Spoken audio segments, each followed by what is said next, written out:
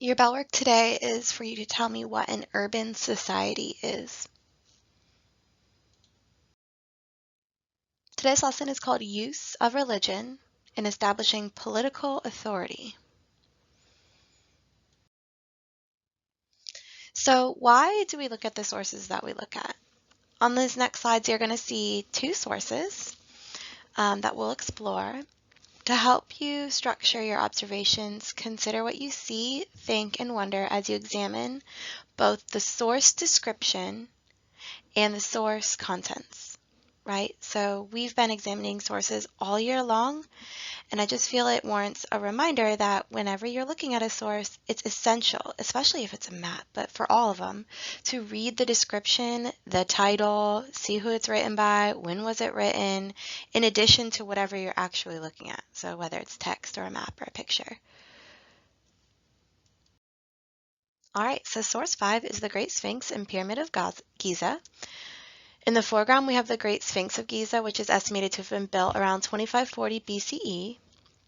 Archaeologists think the face was modeled on the appearance of Pharaoh Khafre, while the structure was in keeping with the Egyptian worship of the sun.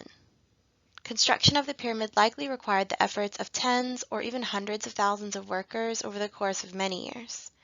In the background, we have the Great Pyramid of Giza, estimated to have been built around 2560 BCE, so 20 years prior to the Sphinx. It was built as a tomb for Pharaoh Khufu, which is Khafre's father.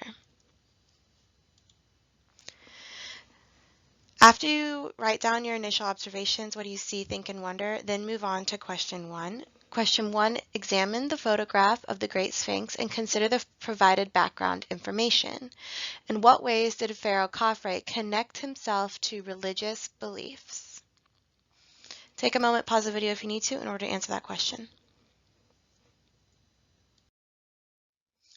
Source 6 is also given to you on your worksheet if you want to read along there, but it's adapted from the Code of Hammurabi, which we've seen before. It's also known as the Babylonian Law Code, written in the 18th century BCE. I'm going to read it to you. You can also just read it on your own. There are some words that I've given to you on the left-hand side of the screen in case you're not entirely sure what they mean. Without the knowledge or understanding of these words, the text might not make sense. So there are laws of justice which I, Hammurabi, a wise king, established. A righteous law and pious statute, and pious means very religious, a religious statute, I have taught the land. Hammurabi, the protecting king I'm sorry. I have not withdrawn myself from the men, the rule over whom chief deity or god Marduk gave to me. I was not negligent, which means I didn't fail to take care of my people, but I made them a peaceful, abiding place. I explained all great difficulties. I made the light shine upon them. With the mighty weapons which the gods Zamama and Ishtar entrusted to me, with the wisdom that Marduk gave me, I have uprooted the enemy in the north and south, subdued the earth, brought prosperity, which means like success, to the land, guaranteed security to the inhabitants, which are the people who live there, in their homes. The great gods have called me. I am the salvation-bearing shepherd whose staff is straight. My good shadow that has spread over my city. On my breast I cherish the inhabitants of the land of Sumer and Akkad. In my shelter I have let them repose in peace. In my deep wisdom I have enclosed them. There's an asterisk or a footnote that says Hammurabi ruled Babylon from 1792 BCE to 1750 BCE. That's a long time.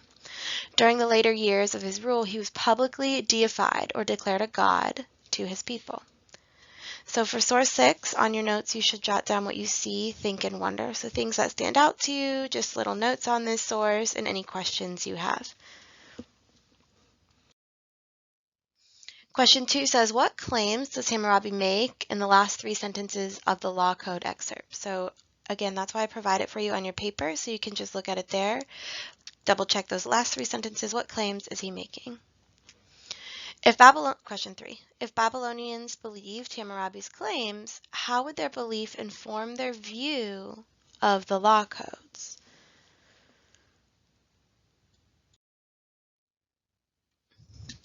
Question 4. Given the information included in these sources, what level of political authority did the leaders mentioned likely achieve? Question 5.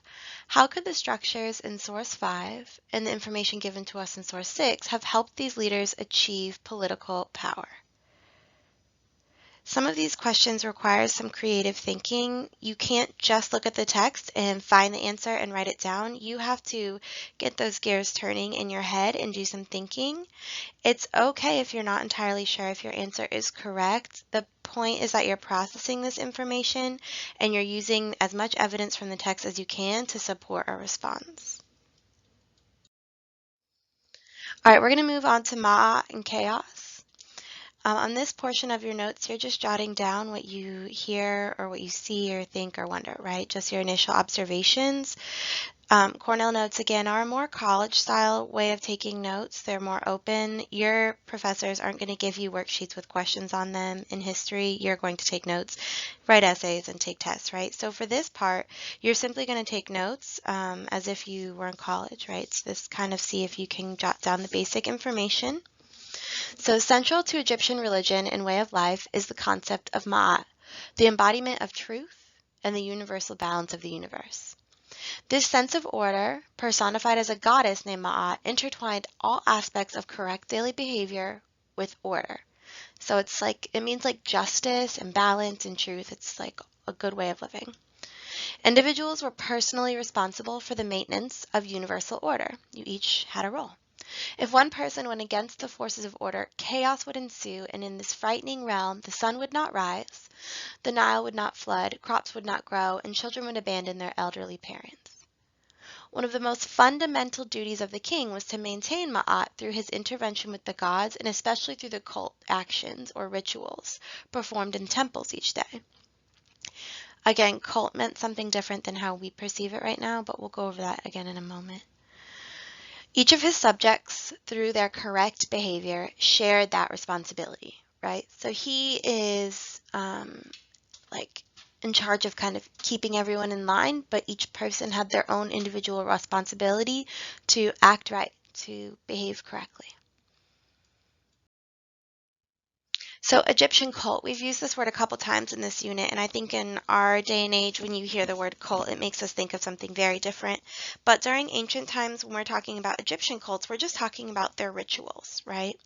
So everyday priests took care of the statues of gods as if they were living people, right? So typically each city or village had one specific god that they focused on.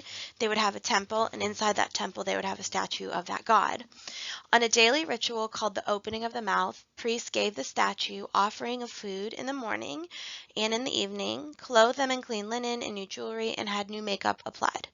They basically took care of them as if they were people, alive. These rituals were performed in sanctuaries in which only priests and pharaohs were allowed. These were within the temples, right? Typically, it was the priests. It was very rare that the pharaoh actually came each day, or, it was a rare occasion for him to come perform this ritual, but him and the priests were the only ones allowed. Ordinary people had no idea what went on in these sanctuaries, and sometimes the same rituals were performed on mummies. The Egyptians, so this was their daily ritual, but they did also have rituals that they would perform once or just a couple times a year, during harvest or different things that mattered to them. And there were times where these statues would be carried outside of the temple and paraded around and celebrated, right? So anything that's like an Egyptian cult is just a ritual or a ceremony that they perform. All right, lastly in your notes, you're going to make inferences. So I think blank because blank. So something you think and why you think that about this topic. I see, so I wonder. So something you see that makes you question. And then while these sources, blank, I still don't know blank, right? So you're going to basically rewrite these sentences in your notes to be complete. That's it. Bye-bye.